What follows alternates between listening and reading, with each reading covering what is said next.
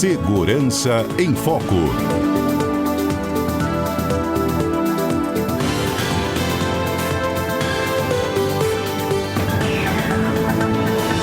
Gente, tem alterações importantíssimas no Código Penal, endurecimento de penas, atualização de dispositivos voltados ao combate a crimes patrimoniais, a fraudes, e uma delas, gente, é o popular gato. Quem vai explicar para a gente todas essas mudanças agora é um dos nossos convidados desta manhã, o advogado Anderson Burke, professor universitário, doutorando em Direito Penal. Ei, Anderson, seja bem-vindo, bom dia. Fernanda, bom dia, que saudade, hein? Gostaria de estar pessoalmente presencialmente com você para matar a saudade de sua, do Aldalber, mas é um prazer também por ligação aqui estar com vocês. Isso, olha, a gente está aqui no clima de Copa da Alberto de Amarelo, já aguardando o jogo de segunda. Estamos todos ansiosos. Tomara que dê Brasil até a final e seremos campeões. É isso aí. Ô Anderson, o que mudou aí na punição para quem rouba energia? Fernanda, mudou bastante coisa na lei, né? Que ela entrou em vigor agora, dia 4 de maio de 2026, relativamente recente. Ela foi uma proposta da ala da direita em Brasília, né? Foi o deputado Kim Takagi que levou isso à frente. E com relação ao furto de energia elétrica, a pena foi aumentada, porque o furto de energia elétrica, o legislador, ele faz uma comparação e equipara a coisa ali é móvel, e a pena máxima agora é de 6 anos. Então, o reflexo disso é que se uma pessoa hoje é flagrada furtando energia elétrica, né, com o famoso gato, é uma tristeza, né, chamar um animal tão carinhoso, que a gente tem tanto apreço no que é o gato, né, ser comparado, né, a uma figura criminosa, né, como gato de energia elétrica. Mas a pessoa agora, quando vai para a delegacia, ela não mais tem a possibilidade, o delegado hoje não tem mais o poder de arbitrar uma fiança em delegacia, mesmo que a pessoa tiver bons antecedentes, né, nunca ter tido qualquer passagem pelo sistema de justiça criminal, e vai ter que ser submetido a uma audiência de custódia, que isso significa que vai ter que possivelmente dormir, né, lá no centro de triagem, vestir a roupinha do sistema prisional, a roupa, o uniforme, né, e ser submetido a uma audiência com o promotor de justiça, com o magistrado de plantão, para que assim possa ser analisada a possibilidade de responder ao processo de liberdade. Anderson, exclusivamente por conta dessa mudança de 1 a 4, agora passa de ser de 1 a 6, aí sai da possibilidade daquela janela. Exatamente.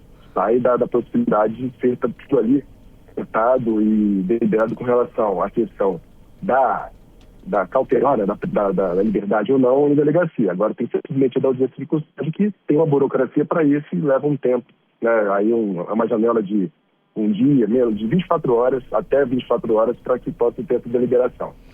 E aí depois que vai para a audiência de custódia, em tese, é algo que você acha, né, que as decisões serão de liberar sob pagamento de fiança, tornozeleira eletrônica, o que mais? Ou essa pessoa vai ficar no sistema prisional?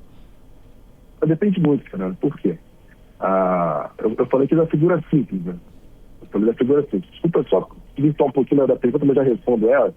Mas porque, por exemplo, se a pessoa ela está praticando, né, o furto de energia elétrica, o famoso gato, conta, por exemplo, entidades que pratiquem alguma atividade pública ou até mesmo particular que tem impactos na coletividade, como, por exemplo, o fornecimento de energia elétrica, né, a coletividade, a pena, a gente passa por um furto qualificado e a pena pode ser de 2 a 8 anos. Então, do que a gente está conversando aqui, dessa possibilidade da delegacia, não muda nada. A questão realmente é a quantidade de pena que fica algo mais grave. Mas, se tratando da modalidade simples, né, que a gente vê no cotidiano, de pessoas, um vizinho que está ali, faz uma ligação clandestina na sua residência, você começa a perceber, pô, minha energia está vindo muito cara. E aí, de repente, a concessionária identifica ali que a energia de uma residência está ali, de repente, ela praticamente chega a zero. Nessa situação, Fernanda, a gente considera que é um crime de médio potencial ofensivo, porque a pena mínima é de 1 ano, ela continua sendo 1 ano. E isso dá a possibilidade de uma série de benefícios penais, né, pessoais penais, que existem, mas isso não quer dizer que a pessoa fique isenta do processo, certo? Ela vai responder ao processo, mas a diferença é que ela vai ser submetida, né, aí à audiência de custódia e tudo vai depender das condições pessoais. Porque se por acaso essa pessoa, ela tiver um histórico, antecedentes criminais, pode ser que o magistrado entenda que ela ofereça riscos à ordem pública e por isso tem que decretar uma prisão preventiva. E o interessante, Fernando, também, é que essa pena máxima de 6 anos, ela muda todo o contexto, né? Todo o jogo processual penal. Porque quando a pena máxima é de 4 anos, aí nós temos que ir ao Código Penal, o máximo que se pode aplicar em eventual condenação é o regime aberto. Então, por uma questão sistemática, de proporcionalidade, não faz sentido decretar uma prisão preventiva. Porque a prisão preventiva, eu sempre falo, é um regime pior até do que um regime fechado. Uma pessoa que é condenada em definitivo em regime fechado, estar no centro de detenção provisória, o rigor penitenciário, a disciplina é muito aguçada, né? É muito rigorosa. Então, faria sentido manter alguém em prisão preventiva quando a pena máxima é de 4 anos, porque ficaria em regime aberto. A pena máxima para 6 anos, aí a questão é diferente, porque ela pode ficar no regime aberto e, se por acaso for incidente, tiver mais antecedentes, inclusive pode até se submeter no regime fechado. Isso tem impactos, com certeza, na análise do magistrado, na possibilidade de conceder uma liberdade provisória ao diante de custódia ou optar por decretar a prisão preventiva. Mas, nesses casos, normalmente, se aplica medidas cautelares diversas da prisão, né? Ele aplica uma tornozeleira eletrônica, proibição de saída automática, ou até mesmo uma liberdade provisória sem cautelares. Anderson, pessoas da pessoa. Tá, segura aí que eu tenho mais perguntas para você, só vou pro Repórter CBN, tá bom? Ok. Vamos lá. De volta com o nosso CBN Vitória. Hoje é quinta-feira, dia 25 de junho de 2026, e um dos nossos convidados desta manhã é o advogado criminalista Anderson Burke. E ele nos explica quais são as mais recentes mudanças no Código Penal, falando inclusive do furto de energia. Anderson, vamos ver se você está em melhores condições, inclusive, para os nossos ouvintes entenderem melhor suas explicações. Melhorou? Melhorou, que bom. Coisa boa. Enquanto você falava, Anderson, eu fiquei aqui pensando, essa regra vale para todo furto e roubo, ou não? Para todo furto e roubo. Exatamente. Então não é só de gato de energia?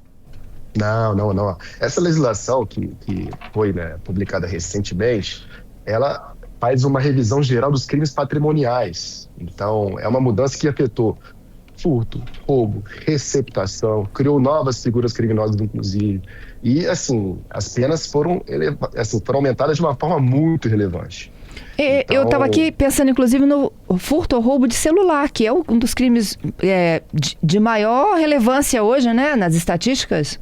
Sim, furto e roubo de celular teve uma mudança muito relevante. Hoje a pena, a gente considera, por um critério científico muito elevado, inclusive. Então, hoje, para a pessoa que pensa em praticar esse delito, tem que pensar 5, 10 vezes, porque se for aí identificado, se cair no flagrante, as consequências serão bem gravosas.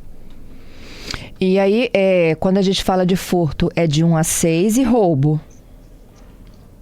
O roubo teve a pena mínima aumentada, ela saiu de 4 para 6 e continua com a pena máxima de 10 anos.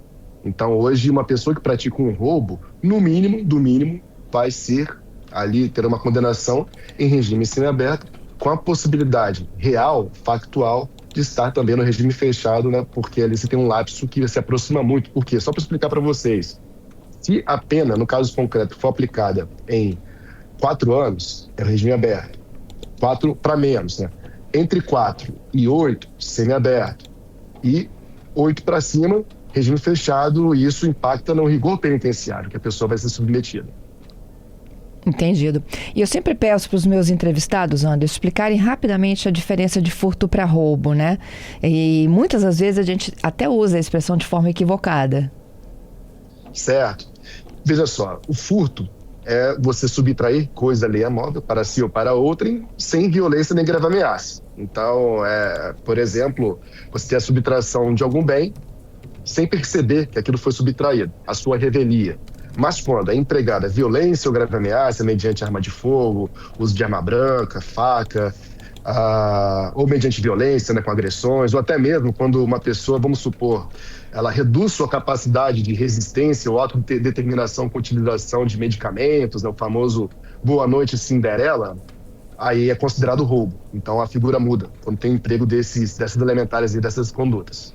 Entendido. Então, olha, fica o recado, né? Houve um endurecimento das penas para furto e roubo de um modo geral. A gente citou os casos mais simples e os clássicos também, né? Energia e celular. O celular, o legislador considerou porque realmente, Fernanda, assim, a mudança com relação ao celular foi bem drástica, porque você sai de um patamar que até então um indivíduo que por acaso, né, praticasse uma subtração de celular, normalmente ela teria uma fiança em delegacia. Se fosse um roubo, seria tratado como roubo comum, né, de 4 a 10, mas o que o legislador considerou? Hoje o celular, eu sempre brinco, né, eu brincava em sala de aula que minha vida não é mais um livro aberto, minha vida é um celular aberto. Por quê? Hoje toda a privacidade de um ser humano, hoje a vida dela com relação a acesso a contas bancárias está no celular. Então hoje quando você tem a subtração de celular, seja com ou sem violência, ou grave ameaça, é uma catástrofe na vida de uma pessoa. Se, por exemplo, está em viagem e tem a subtração do celular, você está completamente exposto e refém, certo? Então, o legislador levou isso em consideração e elevou consideravelmente as penas para quem pratica o crime patrimonial com relação a esse objeto contra alguém. Entendido. Muito obrigada, viu, pela sua participação e as explicações aqui no Segurança em Foco. Perfeito, Fernanda. Conte sempre comigo, estarei sempre à disposição. Bom dia para vocês.